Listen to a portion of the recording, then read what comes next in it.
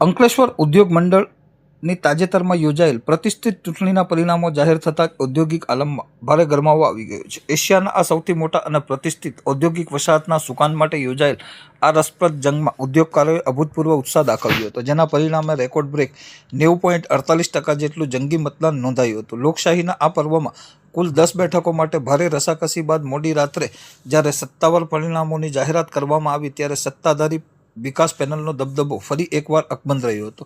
વિકાસ પેનલે પોતાની શાનદાર વ્યૂહરચના અને લોકપ્રિયતાના જોરે 10માંથી 8 બેઠકો પર ભવ્ય અને પ્રચંડ વિજય મેળવીને વિપક્ષી છાવણીને જોરદાર પછાડ આપી હતી.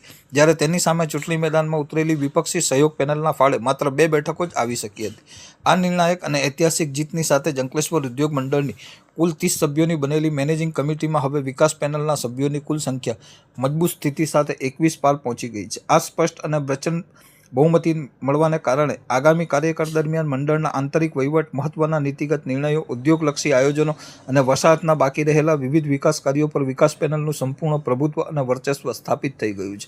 મોડી રાત્રે પરિણામો જાહેર થતાં જ વિકાસ પેનલના ઉમેદવારો અને સમર્થકોમાં દિવાળી જેવો માહોલ સર્જાયો હતો, જ્યાં વિજેતા ઉમેદવારો અને તેમના સમર્થકો સાથે વિજયોત્સવ મનાવ્યો હતો. આ તબક્કે વિજેતા બનેલ તમામ ઉમેદવારોએ મતદારોનો આભાર માનતા સંકલ્પ વ્યક્ત કર્યો હતો કે તેઓ આગામી સમયમાં ઉદ્યોગકારોના નાના મોટા તમામ પ્રશ્નો અને હિતોને સર્વોચ્ચ પ્રાથમિકતા આપશે. સાથોસાથ પર્યાવરણ અને આધુનિક ઇન્ફ્રાસ્ટ્રક્ચર વચ્ચે સુમેળ સાધીને અંકલેશ્વર ઔદ્યોગિક વસાહતને માત્ર રાજ્ય જ નહીં પરંતુ સમગ્ર દેશની સૌથી શ્રેષ્ઠ, પ્રદૂષણ મુક્ત અને એક આદર્શ મોડલ સ્માર્ટ એસ્ટેટ તરીકે વિકસાવવા માટે તેઓ સંપૂર્ણપણે કટિબદ્ધ છે.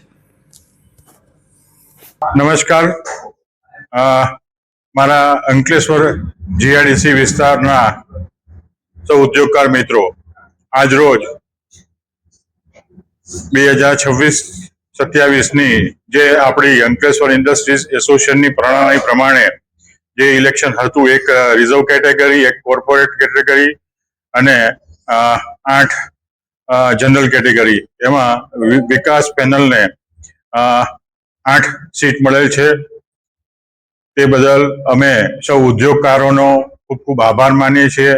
અને સાથે સાથે જે સૌ અમને કાર્યકરો અને પાયાના કાર્યકરોએ સપોર્ટ આપ્યો છે અને જે ઉદ્યોગકારોએ વિશ્વાસ મૂક્યો છે એની પર ચોક્કસ અમે ધ્યાન આપીશું અને આવનાર દિવસોમાં અંકલેશ્વર જીઆઈડીસી એસ્ટેટને ક્રિટિકલમાંથી ડેફિનેટલી કાઢવાના અમારા પ્રયત્ન રહેશે અને અચૂક આપણે એમાં સફળતા મેળવીશું, જેમાં આપ સૌનો સહકાર અમને અવિરત પ્રમાણે મળતો રહેશે.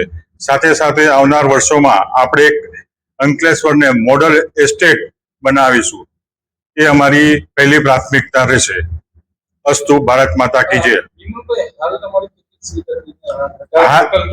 હાલ અમારી અત્યારે 13 સીટ હતી અને અત્યારે અમે બીજી 8 સીટ મેળવેલી છે, એટલે ટોટલ અમારી અત્યારે 21 સીટ થયેલી છે.